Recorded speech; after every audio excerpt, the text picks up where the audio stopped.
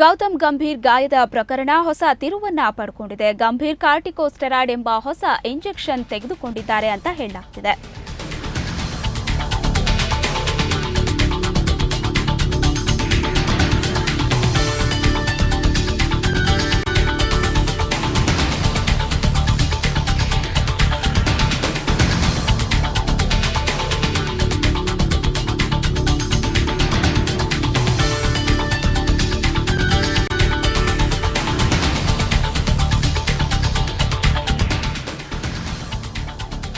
ಬನ್ನಿ ಬಗ್ಗೆ ಹೆಚ್ಚಿನ ಮಾಹಿತಿಯನ್ನ ಪಡೆಯೋಣ ನಮ್ಮ ಪ್ರತಿನಿಧಿ ಸ್ಪಂದನಿಂದ. ಸ್ಪಂದನ್, ಗೌತಮ್ ಗಂಭೀರ್ ನಿಷೇಧಿತ ಇಂಜೆಕ್ಷನ್ ಅನ್ನ ತಗೊಂಡಿದ್ದಾರೆ ಅಂತ ಹೇಳಲಾಗ್ತಾ ಇದೆ. ಏನಿದು ಪ್ರಕರಣ?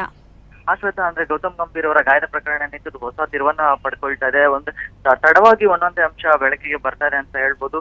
ಇದೀಗ ಅಂದ್ರೆ ಈಗ ಕೆಲವು ಹೊತ್ತಿನ ಹಿಂದೆ ಬಂದಂತ ಮಾಹಿತಿ ಪ್ರಕಾರ ಗೌತಮ್ ಗಂಭೀರ್ ಕಾರ್ಟಿಕೋಸ್ಟೆರಾಯ್ಡ್ ಅನ್ನುವಂತ ನಿಷೇಧಿತ ಇಂಜೆಕ್ಷನ್ ಅನ್ನ ಬಳಸಿದ್ದಾರೆ. ಅವರ ಆ ನೋವನ್ನ ಮರೆಸಲಿಕ್ಕೆ. ಇದು ಅವರ ತಂಡದ ಫಿಸಿಯೋ ಏನಿದ್ದಾರೆ ಆಂಡ್ರಿ ಲೈಫ್ಸ್ ಅವರ ಒಂದು ನೀಡಿರುವಂತ ಮಾಹಿತಿ, ಅವರು KKR ತಂಡಕ್ಕೆ ನೀಡಿರುವಂತ ಮಾಹಿತಿ ಪ್ರಕಾರ ಇದು ಬೆಳಕಿಗೆ ಬಂದಿದೆ. ಇದು ನಿಷೇಧಿತ ಇಂಜೆಕ್ಷನ್ ಆಗಿದ್ದು ಯಾವುದೇ ಒಬ್ಬ ಆಟಗಾರ ಈ ಒಂದು ಇಂಜೆಕ್ಷನ್ ನ ಬಳಸಬೇಕಾದಂತ ಸಂದರ್ಭದಲ್ಲಿ ವಾಡಾ ಅಂದ್ರೆ ಏನು ವರ್ಲ್ಡ್ ಆಂಟಿ ಡೋಪಿಂಗ್ ಆರ್ಗನೈಸೇಷನ್ ಅಂತ ಏನ್ ಹೇಳ್ತಾರೆ, ಅದರಿಂದ ಒಂದು ಸರ್ಟಿಫಿಕೇಟ್ ಅನ್ನ ಪಡಿಬೇಕಾಗತ್ತೆ.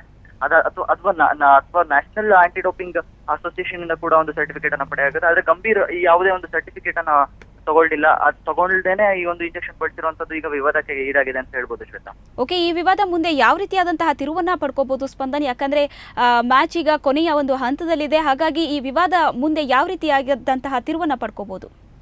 ಆದ್ರೆ IPL ಆಗ್ಲೇ ಈಗ KKR ತಂಡ IPL ಇಂದ ಆಚೆ ಬಿದ್ದಿದೆ. ಹಾಗಾಗಿ IPL ನಲ್ಲಿ ಯಾವುದೇ ತೊಂದರೆ ಆಗುವಂತ ಸಾಧ್ಯತೆಗಳಿಲ್ಲ. ಹಾಗಾಗಿ ಅಂದ್ರೆ ಮುಂದಿನ ಒಂದು ವೆಸ್ಟ್ ಇಂಡೀಸ್ ಸರಣಿ ಏನಿದೆ, ಗೌತಮ್ ಗಂಭೀರ್ ಭಾರತ ತಂಡದ ನಾಯಕರಾಗಿ ಆಯ್ಕೆಯಾಗಿದ್ದಾರೆ. ಸೊ ಒಬ್ಬ ನಾಯಕನಾಗಿ ಗೌತಮ್ ಗಂಭೀರ್ ಈ ರೀತಿ ಮಾಡಿರುವಂತದ್ದು ಒಂದು ವಿವಾದಕ್ಕೆ ಕಾರಣ ಆಗಿದೆ. ಸೊ ಈ ವಿವಾದ ಹೀಗೆ ಮುಂದುವರಿಬಹುದು ಅಂತ ಹೇಳ್ಬೋದು ಶ್ವೇತಾ. ಆಂಟಿ ಡೋಪಿಂಗ್ ಕಮಿಟಿ ಏನಿದೆ ಅದು ಗೌತಮ್ ಗಂಭೀರ್ ಮೇಲೆ ಕ್ರಮವನ್ನ ಕೂಡ ಕೈಗೊಳ್ಳುವ ಸಾಧ್ಯತೆಗಳಿದೆ. ಸೊ ಹಾಗಾಗಿ ಈ ವಿವಾದನ BCCI ಎಷ್ಟರ ಮಟ್ಟಿಗೆ ಪರಿಗಣಿಸುತ್ತೆ ಅನ್ನೋದು ಕೂಡ ಕುತೂಹಲ ಆಗಿದೆ ಶ್ವೇತಾ. ಓಕೆ, ಧನ್ಯವಾದಗಳು ಸ್ಪಂದನ್ ನಿಮ್ಮೆಲ್ಲ ಮಾಹಿತಿಗಾಗಿ.